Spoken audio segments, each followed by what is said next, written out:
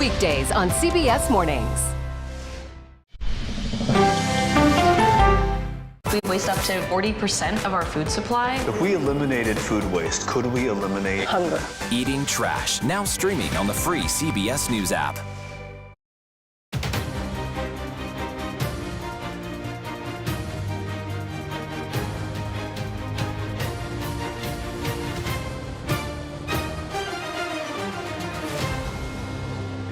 These are major victories. I understand people get upset about walking through a debt ceiling. This agreement represents a compromise, which means no one gets everything that they want. Florida Governor Ron DeSantis is kicking off his presidential campaign in Iowa tonight.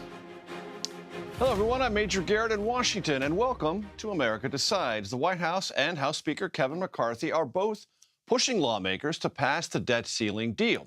House Rules Committee is voting on whether or not to send the agreement to the floor. We expect that it will. Multiple Republican members have said they do not support the bill, but if it is passed, it would suspend the debt limit for 2 years and temporarily cap non-defense discretionary spending.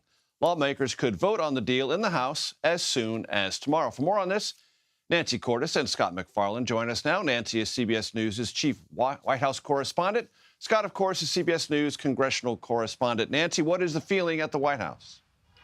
Well, they are dialing for dollars right now, Major. Basically, you've got the entire senior leadership team making calls, reaching out to House Democrats because this bill is going to need a significant chunk of Democratic support in order to pass in the House. And that's just the first hurdle. So they are talking to Democratic members who might be on the fence, who might have questions, who have concerns that the White House gave too much. The OMB director, Shalonda Young, who led the negotiations for the White House over the past couple of weeks, came out and spoke to us for the first time today. She described those calls that she's having. She said that her goal is to educate members rather than to tell them how to vote. She said in her experience that doesn't work very well, but she is running into some pushback, and that's what I asked her about today. Take a listen.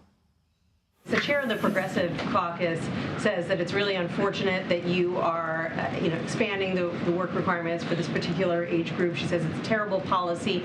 I know that you've been working the phones, speaking to a number of members of, I assume, the Progressive Caucus, trying to convince them that this is good policy. Is she right about that this is bad policy? Look, I won't get into individual member opinions because I think I told Phil or someone else. My job is to tell members what's in the bill. So one of the things that is frustrating the members of the Progressive Caucus in particular right now, which is what we were talking about, are new work requirements in the bill. This is something that Republicans were pushing for, extended work requirements for social programs like food stamps, like cash welfare, expanding them to go all the way to the age of 54 rather than 49 as they are right now. Young argued that, yes, those work requirements were expanded, but that more individuals were also exempted, including homeless individuals of any age, veterans of any age. So she argued that at the end of the day, it's kind of a wash. We'll see whether that argument rings true with a number of Democrats, because the House Progressive Caucus, Major, is very large. They cannot afford to lose all of them. Scott MacFarlane, as you well know, the negotiations were confined to a precious few, but now everyone in Congress, meaning the House, gets a vote and a voice. What are you hearing today? Well, I've heard this deal compared to a Fabergé egg, that it is delicate and that it is fragile. But if so, as this day progressed, it seems like the Fabergé egg is being very gingerly handled and properly protected. There's been no inroads in the whip operation against this bill based on what we've seen this afternoon and as the evening began. There are House Freedom Caucus members who were emphatic that they oppose the bill, saying it doesn't cut nearly enough spending. They had a press conference today. But one of the other opponents, Nancy Mace of South Carolina, says she also doesn't like the size or lack of size of the cuts, but said she's not whipping against it and she thinks it's going to sail right through. I can't find any hard no's, demonstrative no's among the Democrats, which leaves the prospect this could be a not so narrow margin. Take a listen to two different interviews, one with conservative Earl Buddy Carter of Georgia, the next with Jennifer McClellan, a newly elected Democrat from Richmond, Virginia. Considering the fact that we have the Senate and the White House under Democratic control, I think we did very well. I think this is a good first step. This is not the final product. I mean, we are going to do more as time goes on. I'm really balancing. Will the final package overall be better for the country and my constituents than a default? And I'll make my decision based on that. So as the negotiations continue backstage, on the stage, there are some protests, but no indication the protests are metastasizing into more no votes. Scott, I want to play for you some sound from an interview I did today for The Takeout later this week with Bill Cassidy, Republican senator from Louisiana, about the prospects for this legislation once the Senate takes it up. Let's take a quick listen. I think there's going to be some senators who say, okay, we're going to hold it up no matter what. Would they be in your party in all likelihood? Yeah, of course, because they're trying to have a vote in the process. And that's frankly how the Constitution structured this.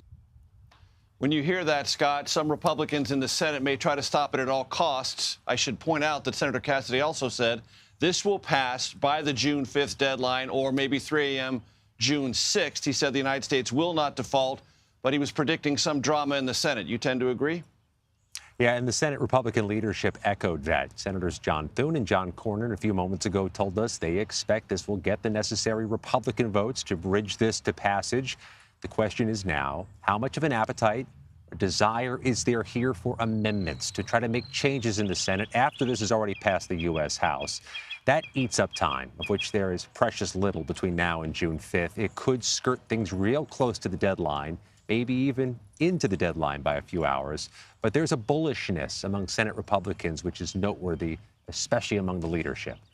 And Nancy, from the White House perspective, is it just a matter of timing in the U.S. Senate that they can get the votes, but they just need the proper time agreement to see it through? That's certainly what they're hoping, Major. And the argument that they're making is that, look, of course, there are going to be things that our side doesn't like, that the Republicans don't like. At the end of the day, the main goal was to avert the first ever government default, and this bill does that. Case closed. So that is the message that they are pushing. Of course, there are amendments that are already piling up as Democrats and Republicans say, hey, I want to add this to that bill. I want to add that to the bill. And that could create problems if the bill looks different in the House than it does in the Senate. One of the interesting things that this bill contains is a fast tracking of a natural gas pipeline from West Virginia to Virginia, about 300 miles. It's been gummed up in various environmental concerns and permitting for a long time. And this bill essentially enables it to get all the permits it needs within weeks. But you've got a Democratic Senator, Tim Kaine of Virginia, saying he doesn't like that at all. He doesn't think that this is what the process should look like. He's going to try to introduce an amendment to get that stripped from the bill. So there are potential roadblocks standing in the way, but leadership in both the House and the Senate, as Scott can tell you, is looking to try to steamroll this through so that we don't run into any log jams that could push us beyond that January 5th or much beyond January 6th, because that's when the markets start to get really worried. And one of the co-captains of that steamroller would be none other than West Virginia Democrat Joe Manchin, at least when it comes to that pipeline. Nancy Cordes and Scott McFarland, we thank you very, very much. The debt ceiling agreement is facing opposition, as we've noted, from both sides of the aisle on Capitol Hill. Next, we speak to the House Majority Whip, Tom Emmer, to see if the bill will have enough votes in the House. You are streaming America Decides.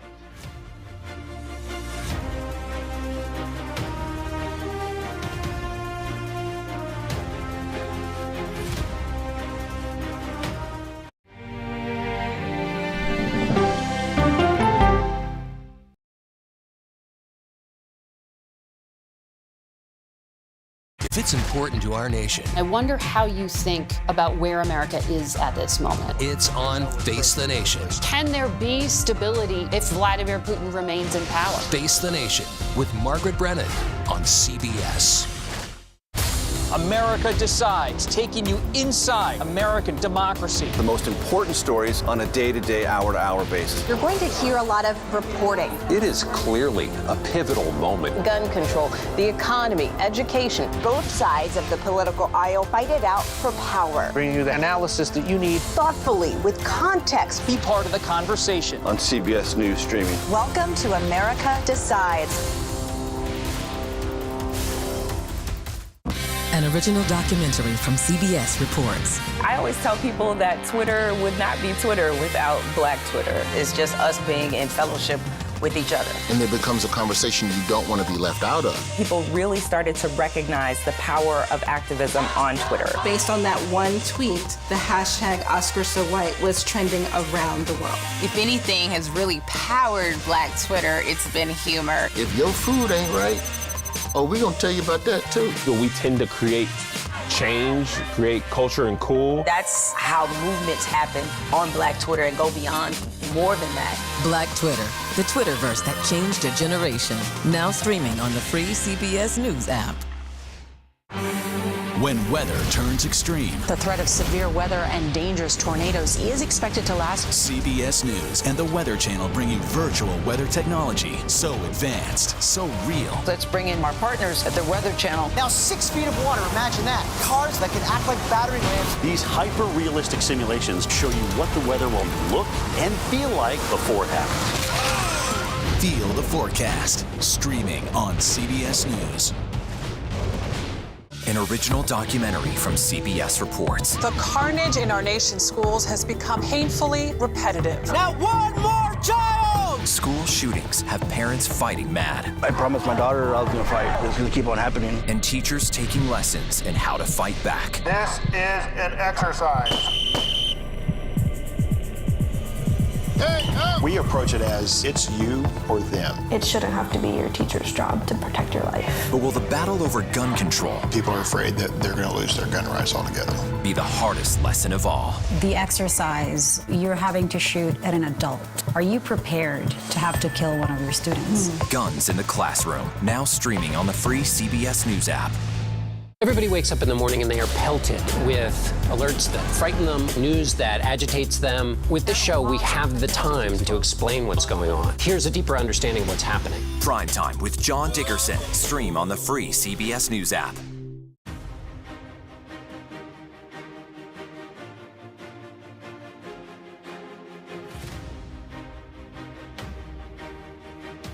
Welcome back to America Decides. That is some of the opposition we have been hearing on Capitol Hill over the debt ceiling bill. This, as Treasury Secretary Janet Yellen has marked June 5th as the day the government will not have enough money to pay all of its bills. Republican Congressman Tom Emmer, who also serves as House Majority Whip, joins us now. Congressman, always good to see you. Walk our audience through the night as you see it playing out. Is there more drama to come? Well, I don't know what you define as drama, but we got human beings involved, so I'm sure there's going to be some at some point.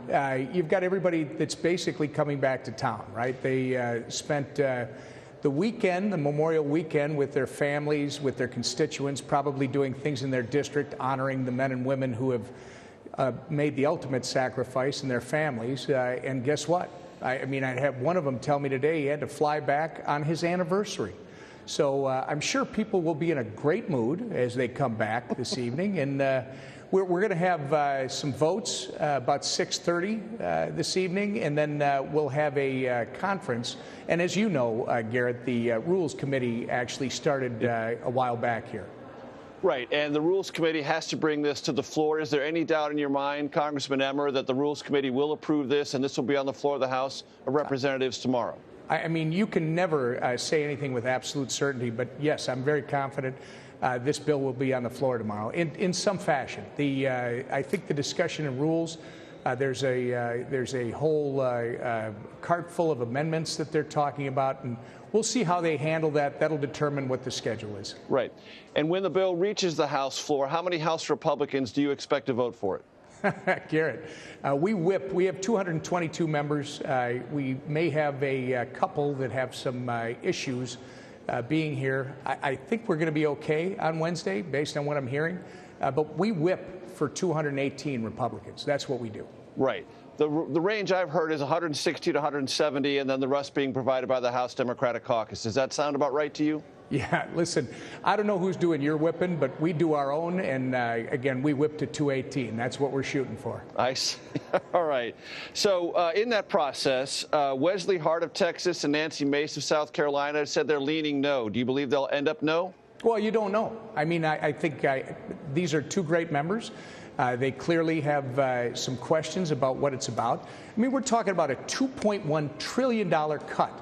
That's what this is. It'll be the first debt ceiling vote ever, as far as I'm aware, that doesn't raise or increase federal spending. It cuts $2.1 trillion. And Garrett, according to the CBO, that is the single largest deficit reduction bill in the history of this country. I think that's something that all Republicans should be supporting. But they're not. Chip Roy, a member of your conference, said this bill will tear the GOP conference asunder. What do you say to that? I love Chip. And no, I do. Chip is thoughtful, but Chip also has the ability to work through some of these things. And you take one look at it. I've heard a bunch of people talk about this bill. I think they need to read some of the details. Again, I respect them to do what they think is right, but we've seen this before, Garrett, where we have members, and I think the emotions are running high, not just because everybody just got done with a holiday weekend to celebrate, Americans and their families who made the ultimate sacrifice for our freedom. But it's also because we've been sitting here for 100 days plus while Joe Biden did absolutely nothing. And after Republicans did the only reasonable thing by passing a good solution, guess what? He twiddled his thumbs and went to Japan and did all this other stuff. There's a reason why our members are very upset. And I'm going to suggest that they may not all realize it, but all of us are very frustrated by the lack of leadership and the incompetence that's been coming out of the White House since the beginning of the year. And I think you're feeling it right now. Under the auspices of leadership and competence, one of your other members, Ralph Norman, of South Carolina, said, quote, Kevin has sold us out, speaking of the Speaker of the House. Yeah, well, again, people get fired up. There's always going to be emotion involved. We're human beings. But Kevin McCarthy's done one hell of a job since the beginning of the year. This guy right now has been probably the best speaker that we've seen in this House, and that's putting him up against some pretty impressive people in decades. So I expect that to continue. And what would you say, Congressman Emmer, about the possibility in the near term, meaning in the next couple of weeks or maybe the next couple of months, of a motion to vacate the speakership? Because some of your members are already talking about that. Yeah, well, I don't know if they are. I think I heard somebody say everything's on the table, and that might be one of the things they were talking about. No, I do not see that. I see us being unified going forward. And by the way, the beauty of it is we don't all have to agree. We just got to understand that you run to win, you win to govern. Republicans are the only ones who have been doing that for the last 5 months plus now. I expect that to continue. And where would you expect Jim Jordan, the chairman of the House Judiciary Committee, to be when this vote is held on final passage? I expect him to be on the floor, not to be a smart aleck, but I do. You know what I'm driving at. I do. He will be a yes. I mean, Jim Jordan has been an outspoken supporter. Again, it's a $2.1 trillion cut. This is the largest single deficit reduction bill in the history of this country. And then, Garrett, if you add the CR to it, there's a permanent CR. So we're going to take government shutdown politics off the table. If you don't get the 12 appropriations bills through the House, through the Senate, and across the president's desk before midnight on September 30th, on October 1st, you now have until the end of the year to get those bills done. And if you don't, January 1st of the next year, you automatically have a 99% budget, a 1% cut across all of government. This could be transformational because the last time you had a normal appropriations process that actually achieved those 12 bills out of the House, the Senate, across the president's desk, Garrett, was 1994. 1994. This is huge, and again, this is a bill that all Republicans should support. Frankly, everybody who believes in this country should support this bill. Very quickly, Congressman Emmer, and I was there in 1994. I covered that process. There's a disagreement among some of your members on the Rules Committee. Does it have to be all Republicans on that committee supporting it? Because if it's not, some members are misrepresenting the understanding about what the Rules Committee on the Republican side has to do or not to do. Well, they're representing their understanding. And I was Are they misrepresenting things? No. I mean, that might be their understanding, but I was also in the room because that is a misunderstanding. This was, it was not unanimity by any means. So that, I think, is a little bit of a misunderstanding. But, somebody else might have a different view of it. I was in the room, and I see that differently. Congressman Emmer, we appreciate your time. And remember, you can always call me Major. Good to see you again. Oh, that's right. Thanks, Major. Sorry about that. Florida Governor Ron DeSantis is hitting the campaign trail for the first time since announcing his 2024 candidacy. We're in Iowa, ahead of the governor's visit. Next, you're streaming America Decides.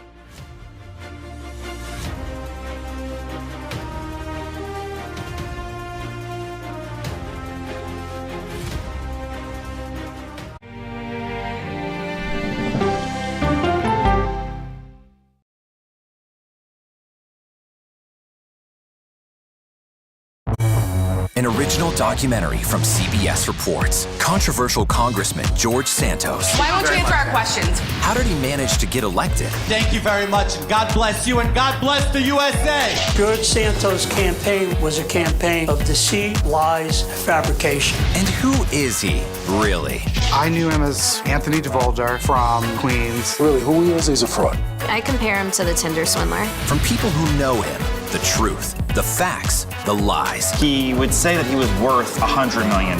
It's an incredibly cynical episode in American politics, beyond satire. Had you ever seen anything like this? No, and I hope I never see it again. Campaign of Deceit, now streaming on the free CBS News app. She dazzled on the court and off the court as a businesswoman. Thank you for joining us on Person to Person. Tennis superstar and entrepreneur Serena Williams.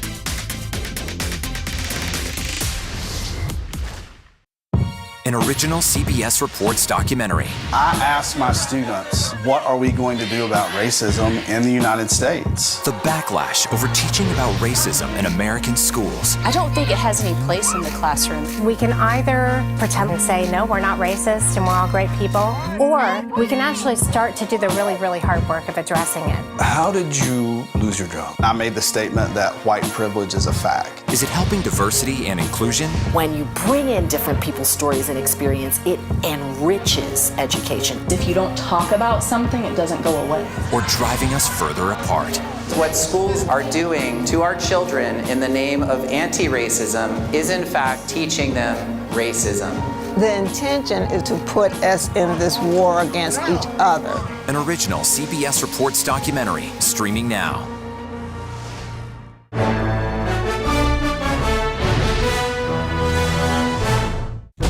An original CBS Reports documentary. I was entitled to equal pay for equal work under the law. Does the Supreme Court's power need to be checked? 9 Supreme Court justices, 5 of them said no, she's not entitled. That's not right. Calls to fix the court tend to go along with the politics of the moment. Republican-appointed justices have all tended to go in one direction, with the Democratic-appointed justices tending to go in another. Even though it's only 9 justices, it takes 5 of them to make the law of the land. Does it have political impact? True. Political intent? Probably not true.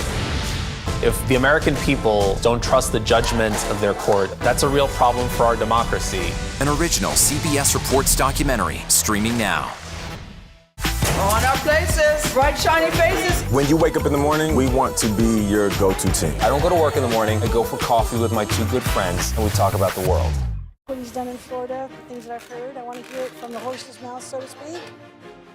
Welcome back to America Decides. Florida Governor Ron DeSantis will speak in Iowa at a church before he heads to other events in the Hawkeye State tomorrow. For more, Ed O'Keefe and Jim DeFede join us now. Ed is CBS News senior White House and political correspondent. He joins us from beautiful Clive, Iowa.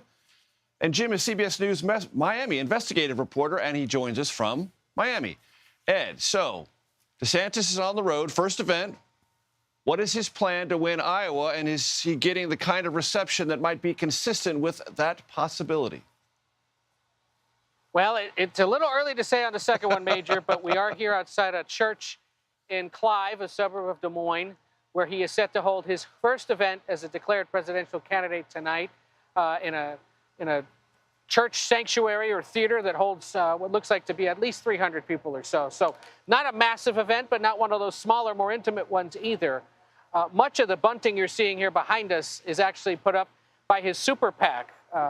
And that is going to be an interesting element of what he does here in Iowa. The hope is to not only build the traditional campaign that travels him, that advertises on his behalf, but then to rely on this super PAC, Never Back Down, that has raised tens of millions of dollars already and maybe getting tens of millions of dollars more from a PAC that the governor set up in Florida to work on some of the more intricate sort of ground level door knocking, canvassing work that has to be done methodically in places like Iowa in order to succeed. We spoke earlier today with the spokeswoman for that PAC a little bit about what they're doing here to train hundreds of people to start knocking on doors in hopes of getting them to turn out come caucus time. Take a listen. So far, we've knocked about 50,000 doors here in Iowa since the program started. We've had about 14,000 conversations at those doors. We anticipate going through the caucuses, we'll be able to touch each person about 4 times at their door to continue this conversation. A lot of people know Governor DeSantis' name. He's very well known. He's a very popular governor, but they don't know the story of the success of the work he's done. So, again, you heard her say there, the goal is to reach, or they've already reached 50,000 households, spoken to about 14,000 people. Last I checked, it's still May, and they've done that, with the goal of eventually getting to those households 4 to 5 times between now and caucus time. That's what voters in this state expect, and that is something that Tim Scott, that Nikki Haley, that Mike Pence, that Asa Hutchinson, and yeah, Donald Trump don't have yet, and may never have in this state. It's one of the reasons why the Florida governor's team remains so confident that ultimately they'll be able to pull it off. Among other things that this super PAC is doing outside the official campaign event, because that's as close as these PACs can get to the inside of an event, they're blasting the Top Gun theme, Major, because, of course, DeSantis served in the Navy. Of course. Speaking of Top Gun or people who finish at the top, let's just go through a couple of names. 3, actually. Mike Huckabee, Rick Santorum, Ted Cruz. You know where I'm going at. All 3 won the Iowa caucuses. Not one of them became the Republican nominee, or even close. Maybe Ted Cruz was the closest of those 3. You've got to do more than Iowa, right? You do, which is what was interesting about our conversation with Erin Perini earlier today. She said, we are already working on deploying manpower to the first 18 states.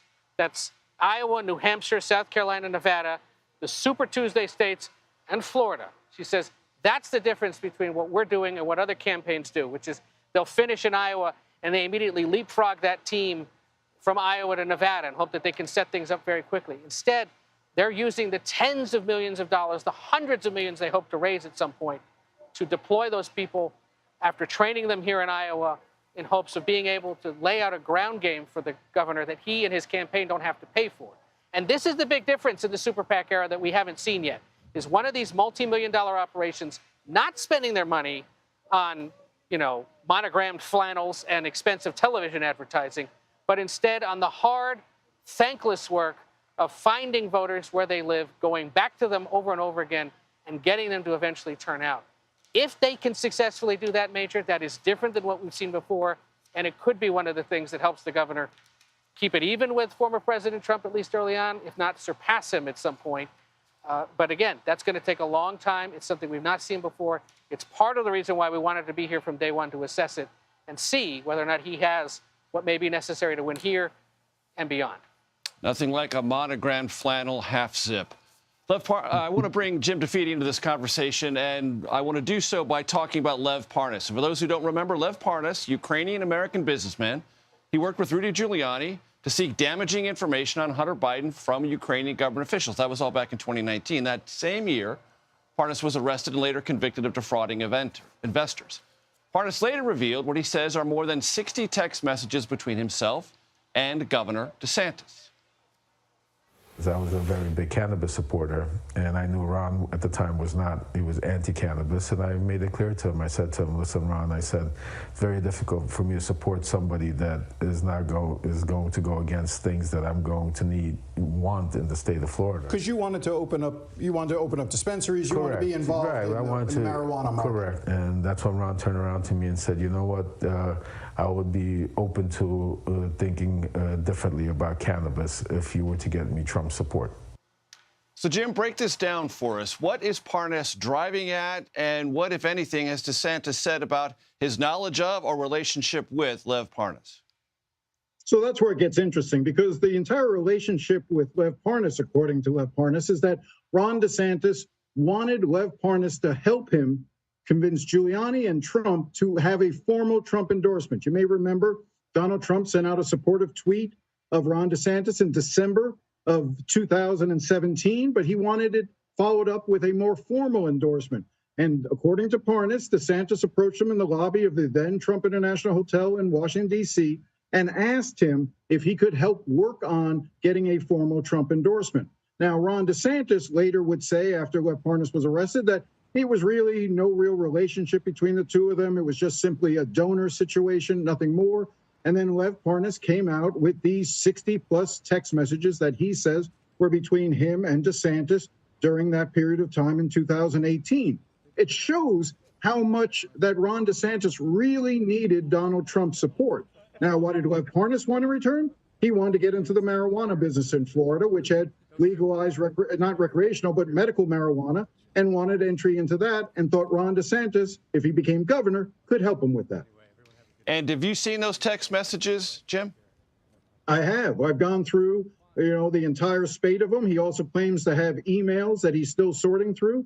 And yeah, they do show a very cozy relationship if Lev Parnas is correct. If these are indeed text messages between himself and Ron DeSantis, I will tell you that the phone number that he was texting with Ron DeSantis is a number that I had for Ron DeSantis back in 2018. And it's more than just the typical donor talk. It was gossiping about donors. It was very collegial, very informal, very friendly. Lev Parnas claims that he actually viewed Ron DeSantis as a friend and then felt betrayed by him when, after he became governor, turned his back on him. We will file this under to be continued. Jim DeFede in Miami, Ed O'Keefe in Clive, Iowa. Thank you so very much. That does it for today. You can stream America Decides Monday to Thursday at 5 p.m. Eastern. You're streaming CBS News.